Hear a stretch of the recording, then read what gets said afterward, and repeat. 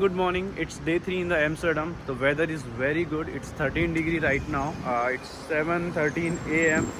and the plan for today is we are going to explore 2 more city of Netherlands, which is Rotterdam and Hague. So यार we are going as a part of group tour और group tour में आपका जो pickup होता है वो एक centralise meeting point से होता है. सो एम्स्टर्डम में चलने वाले जितने भी ग्रुप टूर हैं उनका जो मीटिंग पॉइंट है वो सेंट्रल स्टेशन से है. So let's take the metro to reach central station. सबसे पहले हम हॉग जाने वाले हैं जो एम्स्टर्डम सेंट्रल से 1 घंटे की ड्राइव है और आज मौसम बहुत शानदार है. Look at that cloud man, it's damn unreal.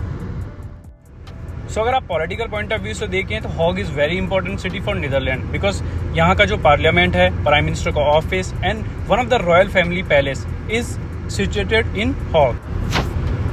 सो आप ये सामने जो बिल्डिंग देख रहे हो ये है piece palace, international court for justice. तो जब 2 कंट्रियों के बीच में इंटरनेशनल लेवल पे कोई डिस्प्यूट होता है तो वो डिस्प्यूट इसी कोर्ट में रिजॉल्व किया जाता है.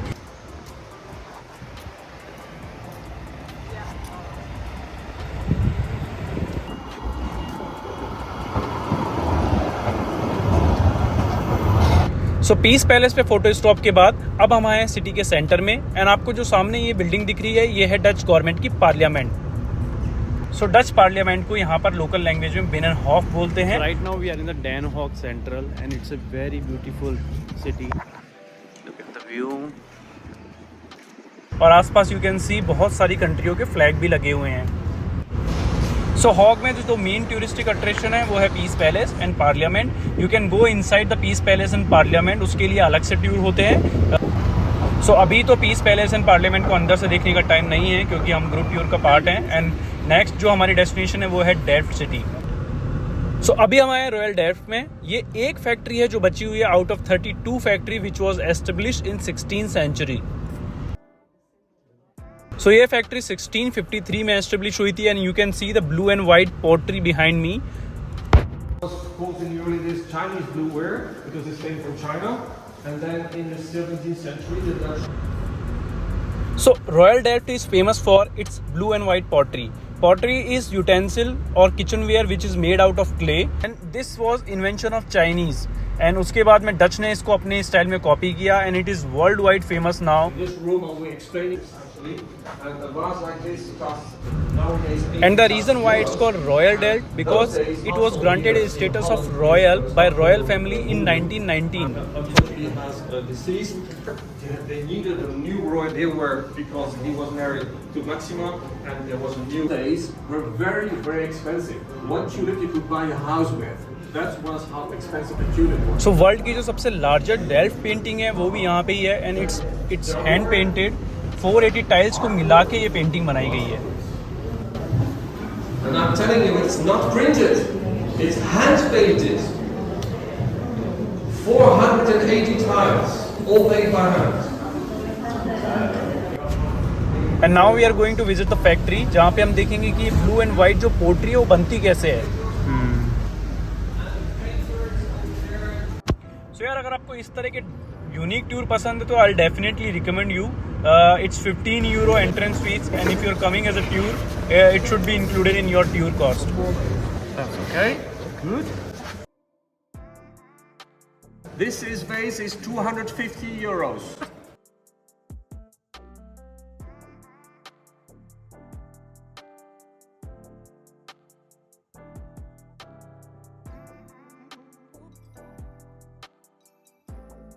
With the heat and with the glazier, there's a chemical reaction which changes the cobalt oxide to blue. And the Chinese already did that 3,000 years ago. So after watching this process, I realized one thing कि Chinese लोगों से भी किसी ने copy किया है. कुछ Chinese ही नहीं है जो सबकी कॉपी करते हैं. The master painter with us normally works on the first floor, but she came specially for you downstairs for showing. So as usual, यहाँ पे भी काफ़ी सारे souvenir shopping के options available हैं, but it's very expensive. Corner is 26,000 euros, for instance. So it's all hand painted here. For that reason, it's pretty. lot of money. You need to invest a lot of money to buy any pieces. So Royal Delft tour के बाद अब हम जा रहे हैं Delft city के city centre में. So Delft city बहुत ही पुरानी सिटी है. It was recognised in 12th century and it is famous for its leaning church. So Delft city centre हमारे टूर का लंच ब्रेक पॉइंट है, जहाँ पे हमारे पास 2 घंटे का टाइम है. Either we can walk around the city और we can do the lunch.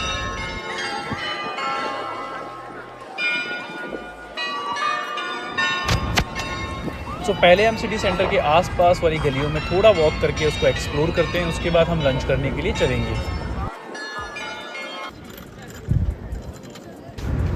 तो यार, अगर आप भी अपनी यूरोप की आइटनरी प्लान कर रहे हो तो अपनी आइटनरी में ज़रूर एक ऐसी सिटी रखना जिसमें ये ओल्ड टाउन स्क्वायर हो, क्योंकि ओल्ड टाउन स्क्वायर आपको यूरोपियन फील देगा. आपको ऐसा लगेगा कि आप अलग ही डिफरेंट टाइप की सेंचुरी में आ गए हों. तो यार, ये क्यूट से यूरोपियन हाउस, नैरो स्ट्रीट और रोड के साइड में बने हुए रेस्टोरेंट एक अलग ही फील देते हैं. तो सिटी सेंटर के आसपास वाले एरिया में वॉक करके काफ़ी एक्सप्लोर कर लिया है और अब हम लंच कर लेते हैं जब तक आप ये टाइम लैप्स एंजॉय करो.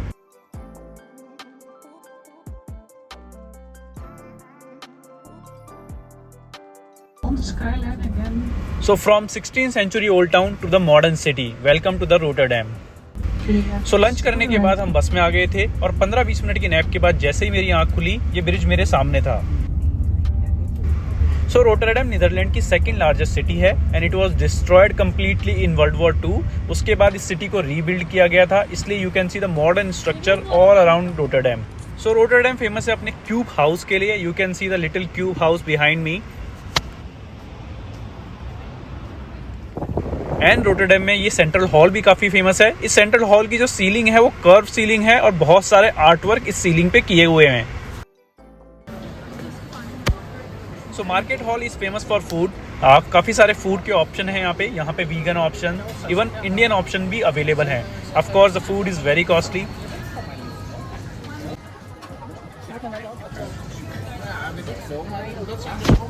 सो हमने तो हमारा लंच लास्ट सिटी में ही कर लिया था, तो अभी हम जा रहे हैं Albert Heijns. This is a super market chain famous in the Netherlands and अगर आप बजट ट्रैवलर हो तो you can buy some grocery from here. तो हमने भी हमारी ट्रिप के लिए कुछ फ्रूट्स एंड स्नैक्स यहाँ से ले लिए. And Rotterdam is also famous for its port. जो रोटरडैम का पोर्ट है वो यूरोप का one of the largest port है. It's very heavy traffic on the way to Amsterdam. So 9 घंटे के टूर के बाद हम आ गए हैं एम्स्टर्डम वापस. सामने आपको जो ये रिवर दिख रही है ये है आईजे रिवर, और आईजे रिवर के दूसरी तरफ जो बिल्डिंग आपको दिख रही है वो है एडम टावर. सो एडम टावर एम्स्टर्डम के नॉर्दर्न एरिया में है, जहाँ पे पहुँचने के लिए आपको एक वाटर फेरी लेनी होती है. वाटर फेरी कम्प्लीटली फ्री है. सो सुबह 6 बजे से लेकर रात के 12 बजे तक हर 10 मिनट में एक फेरी एम्स्टर्डम सेंट्रल स्टेशन से चलती है. सो वही फेरी लेके हम भी पहुँच गए एडम लुकआउट पॉइंट. सो एडम लुकआउट पॉइंट की जो बेसिक टिकट है वो 18 यूरो की है. इसके अलावा यहाँ पर VR, swings, food and drinks के एड ऑन भी अवेलेबल हैं. सो हमने एडम लुकआउट पॉइंट की बेसिक टिकट और एक 7 यूरो का स्विंग का एड ऑन कराया है और अब चलते हैं एडम लुकआउट पॉइंट के अपर एरिया में. सो लॉकर अवेलेबल है free of cost. So Adam tower की शुरुआत एक म्यूज़िक कंपनी के ऑफिस की तरह हुई थी, बाद में इसे एक लुकआउट पॉइंट में कन्वर्ट कर दिया गया. तो अगर आप एम्स्टर्डम का 360 एरियल व्यू देखना चाहते हो या फिर आप इंजॉय करना चाहते हो सनसेट, तो ये सबसे बेस्ट प्लेस है. सो एडम लुकआउट पॉइंट में 2 एरिया हैं, one is indoor area, one is outdoor area. Outdoor area sky deck पे है, तो पहले वहीं पे चलते हैं.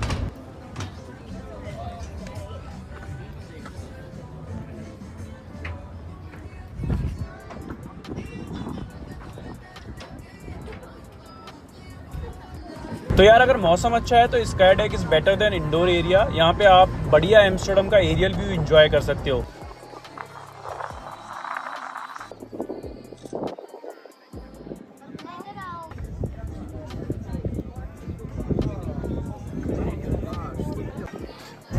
मैं तो स्विंग के लिए एक्साइटेड हूँ, तो सीधा चलते हैं स्विंग की तरफ. ये यूरोप की हाईएस्ट स्विंग है जो 100 मीटर की हाइट पे है.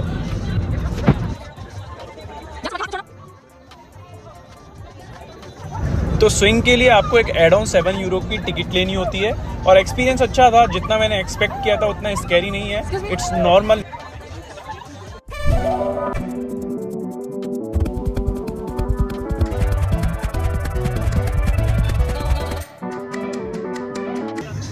हमारे तो रस्सी मार के झूला बना 700 तो ले लिए उसके यार।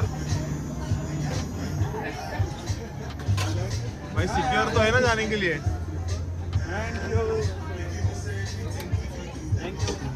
सो स्विंग एंजॉय करने के बाद हम इंडोर एरिया में आ गए। यहाँ पे आराम से आप बैठ के चिल कर सकते हो। फूड एंड ड्रिंक्स के काफ़ी सारे ऑप्शंस हैं और उसके अलावा जो बेस्ट चीज़ है वो है सनसेट।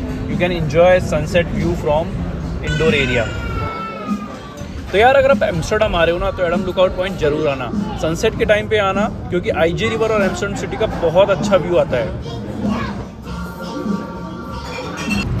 तो यार 2 घंटे मस्त चिल करने के बाद अब वापस होटल चलते हैं।